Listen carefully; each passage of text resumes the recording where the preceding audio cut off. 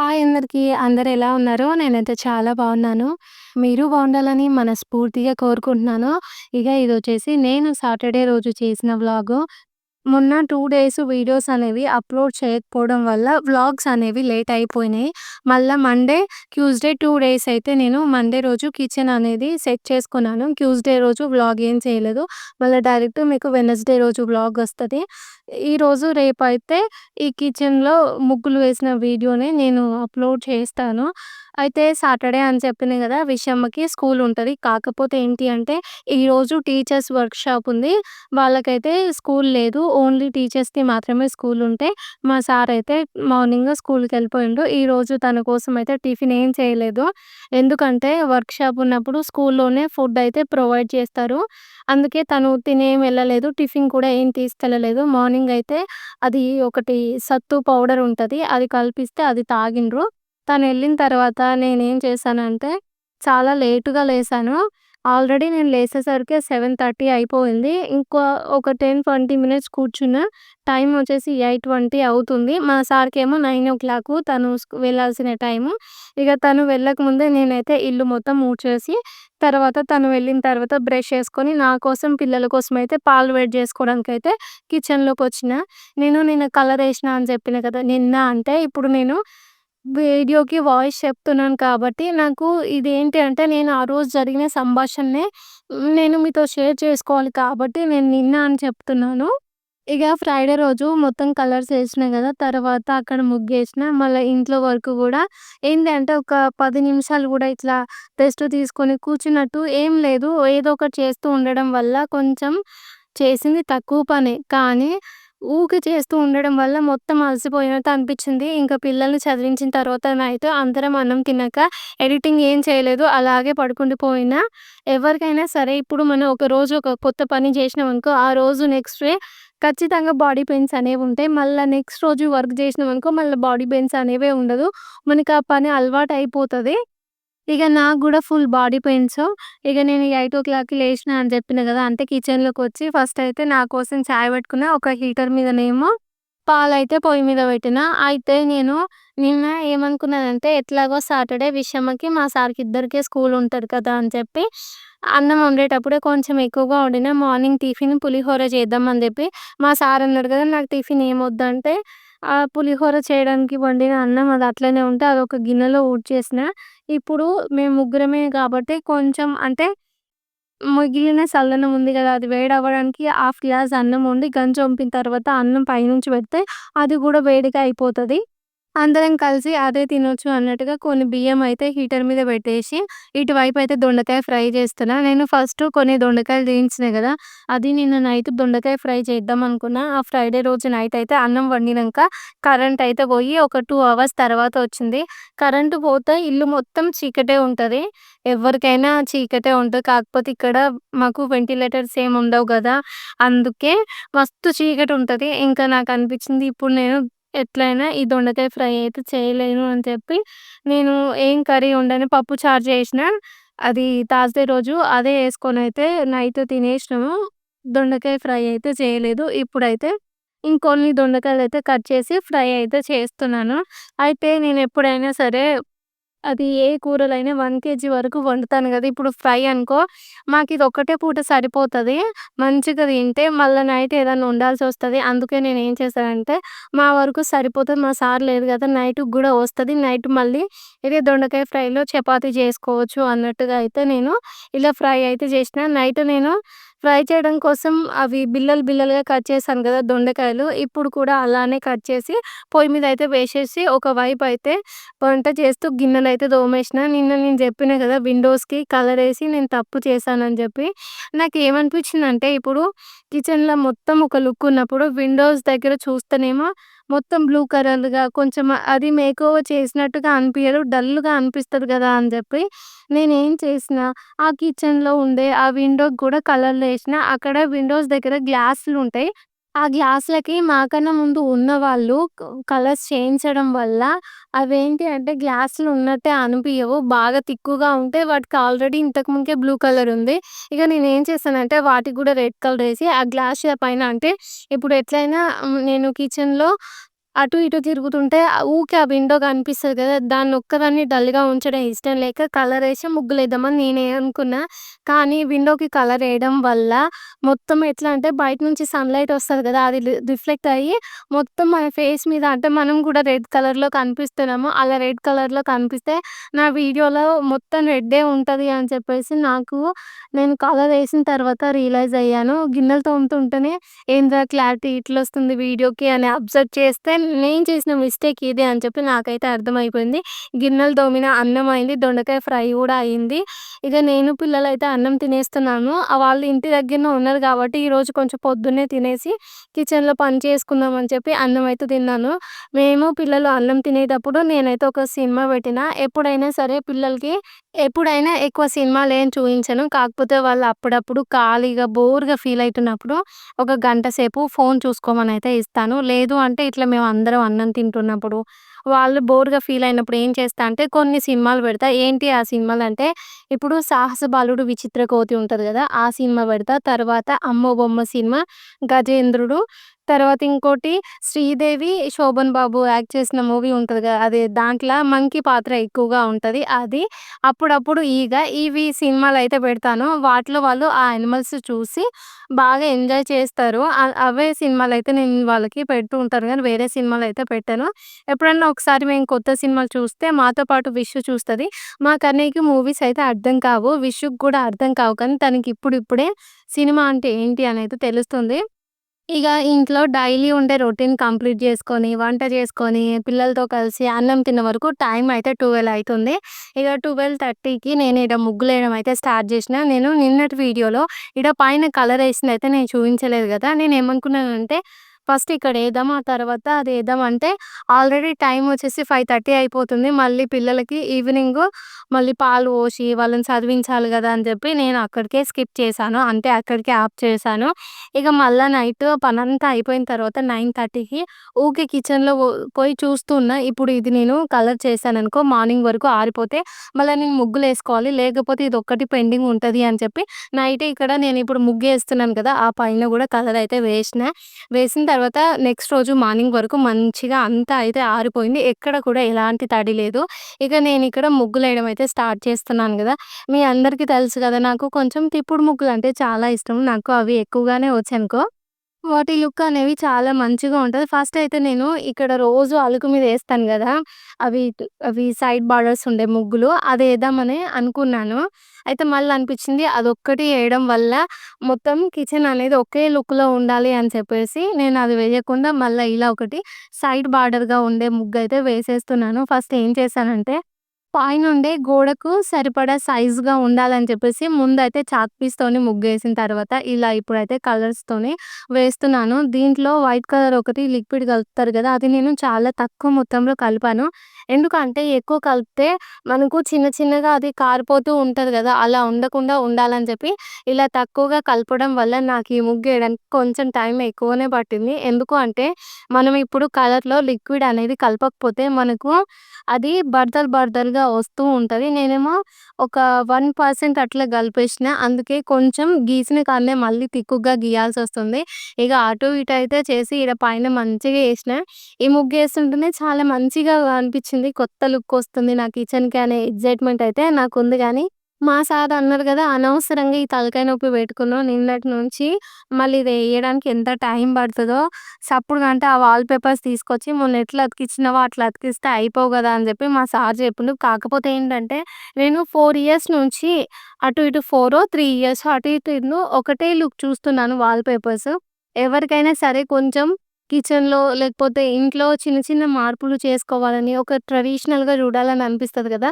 ఈ మధ్య కాలంలో ఎక్కడ చూసినా గూడా మళ్ళీ మన వెనకట రోజుల లెక్కలా అనిపిస్తుంది. ఇంతకుముందు గూడా మనం ఎర్రమన్ను ఉంటది గదా! ఆ మట్టితోని అలుక్కొని దాని పైన సున్నంతోని ముగ్గులేసుకునేది. ఇప్పుడేమో ఎక్కడ చూసినా రెడ్ కలర్‌తోని మంచిగా పెయింటేసుకొని ఇలా వైట్ కలర్ తిప్పుడు ముగ్గులేస్తుర్రు.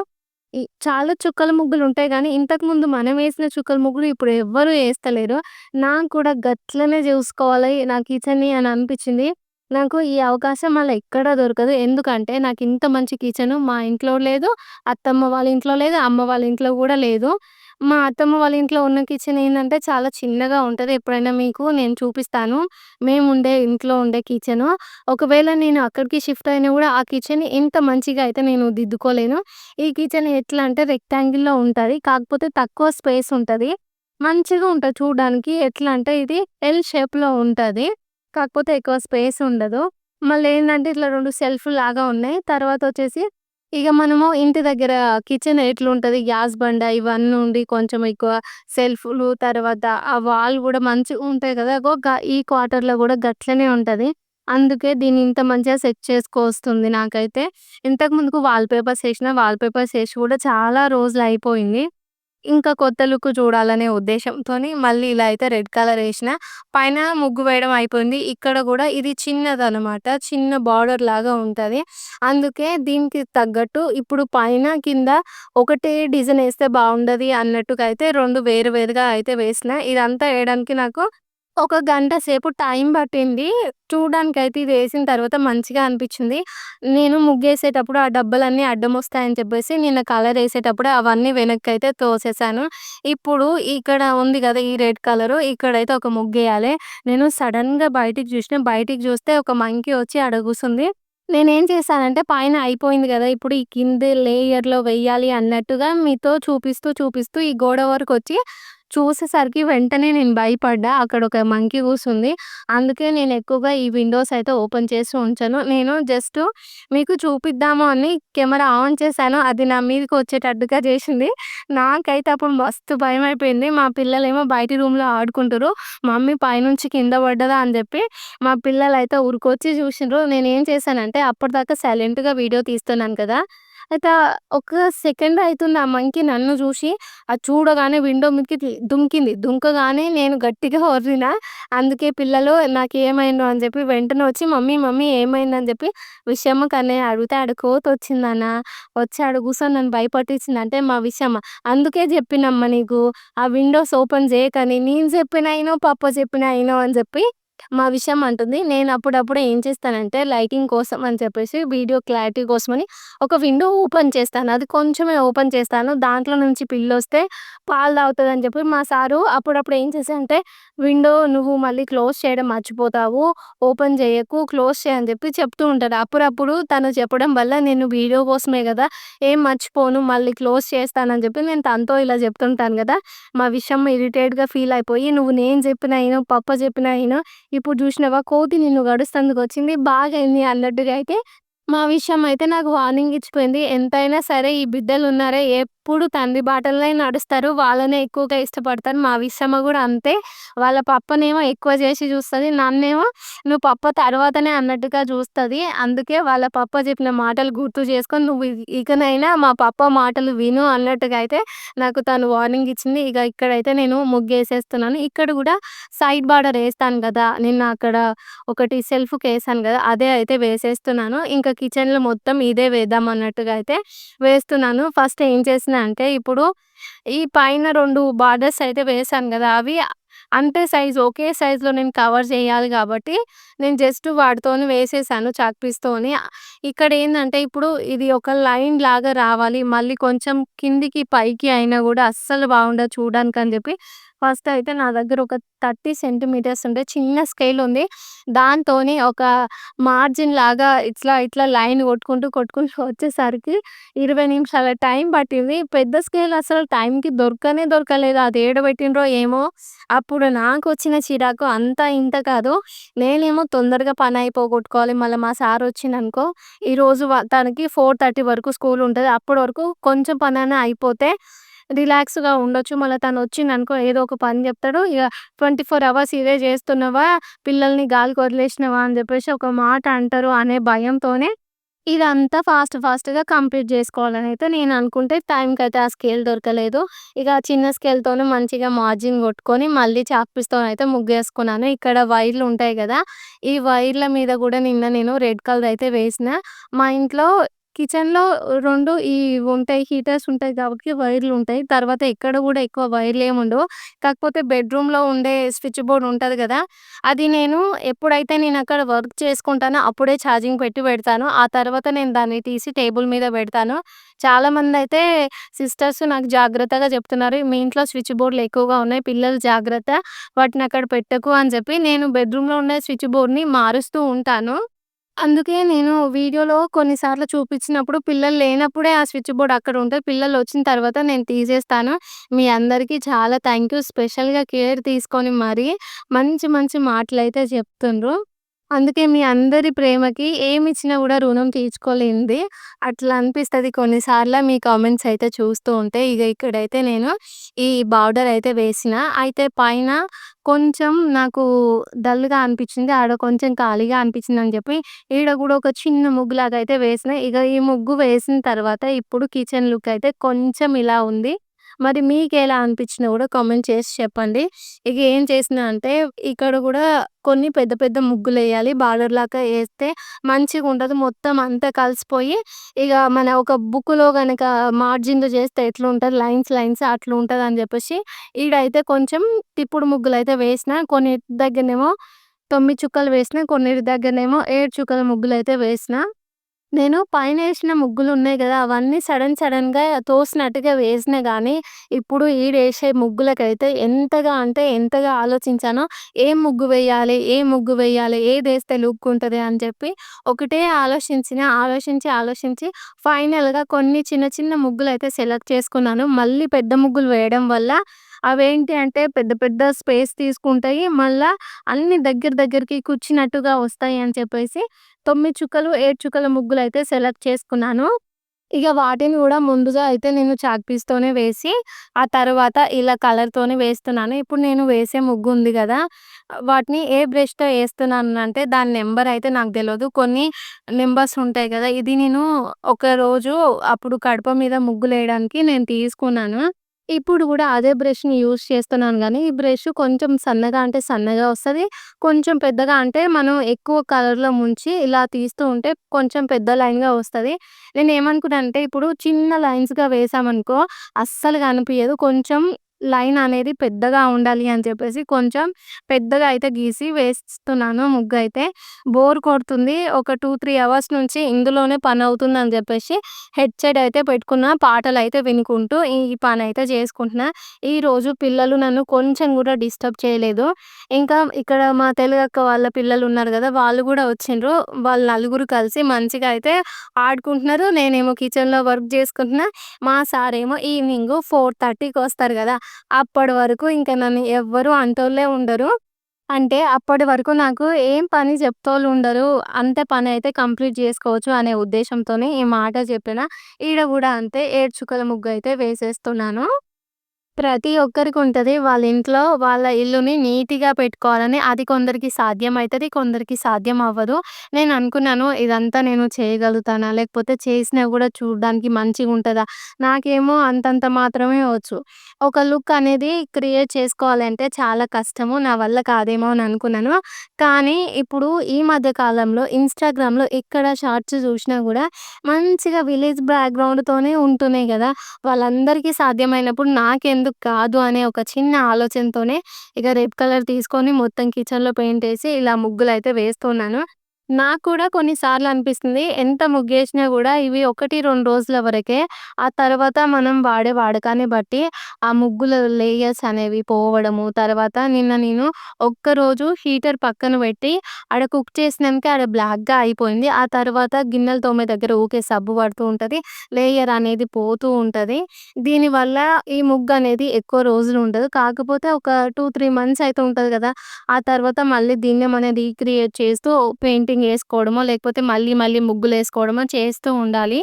ఇదైతే కన్ఫర్మ్. ఎందుకంటే ఎప్పటికి ఇలానే ఫ్రెష్‌గా అయితే ఉండదు. మళ్ళా దీంట్లో క్లీనింగ్ ప్రాసెస్ కూడా ఎక్కువనే ఉంటది. ఈ ముగ్గులనేవి అంటే ఇప్పుడు మనం ఏసిన కలర్స్ ఈ ముగ్గులనేవి ఎప్పుడు డల్‌గా అవ్వకుండా ఊకే మనం వాటర్‌తోని క్లీన్ చేయడం అనేవి చేస్తూ ఉండాలి. ఇగ చెప్పాలంటే ఇది కొంచెం కష్టమైన పనే. కాకపోతే చూడ్డానికి మంచిగా ఉండాలి అనే ఒకే ఆలోచనతోనే ఇంత కష్టపడాల్సొస్తుంది. అక్కడ 2 ముగ్గులేసాను గదా! ఇక్కడ మీకు సైడ్‌లో చూస్తున్నారు గదా! ఆ ముగ్గు నాకు చూడ్డానికైతే అన్నిటికంటే ఎక్కువగా నాకు అదే నచ్చింది. మంచిగా రథంలాగా అనిపిస్తుంది. ఆ ముగ్గు కంప్లీట్ అయ్యాక నేను చూసుకుంటే నాకే అనిపిచ్చింది, ఈ ముగ్గుని ఇక్కడ అనవసరంగా ఏసినాను. కొంచెం ఒక 2 ముగ్గుల తర్వాత ఏస్తే బావుండు. చూడ్డానికి రోజు కనిపిచ్చేది. ఇప్పుడు నేను అక్కడ వేయడం వల్ల అక్కడ బ్లూ కలర్ డబ్బాలుంటాయి గదా! నేను అవి పెడతాను. అది పెడితే ఆ ముగ్గనేది అస్సలు కనిపించదు.